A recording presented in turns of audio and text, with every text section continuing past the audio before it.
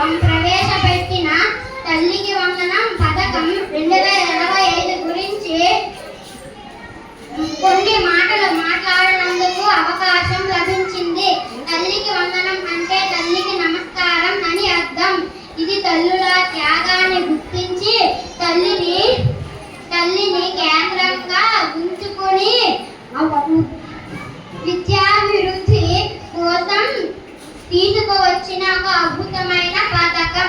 ఈ పథకం ద్వారా 1వ తరగతి నుండి ఇంటర్మీడియట్ వరకు ప్రతి అర్హత గల విద్యార్థి వారి తల్లి లేదా సంరక్షకురాలికి 15,000 వార్షికంగా అందజేస్తారు. ఈ డబ్బును విద్యార్థి విద్యా అవసరాల కోసం మాత్రమే వినియోగించాలి.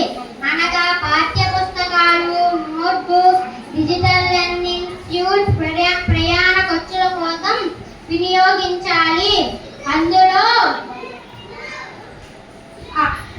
అందులో మొత్తాన్ని భవిష్యత్ అవసరాల కోసం దాచుకోవాలి. చివరగా తల్లిదండ్రులందరికీ ఒక విన్నపం. అన్ని సౌకర్యాలతో చక్కగా చదువు చెప్పే ఉపాధ్యాయులతో, స్మార్ట్ క్లాస్ రూములతో మన గ్రామంలో ఒక మంచి మోడల్ స్కూల్ ఉండగా మన గ్రామంలోనే పిల్లలను బయటకు పంపించవలసిన అవసరం ఏముంది?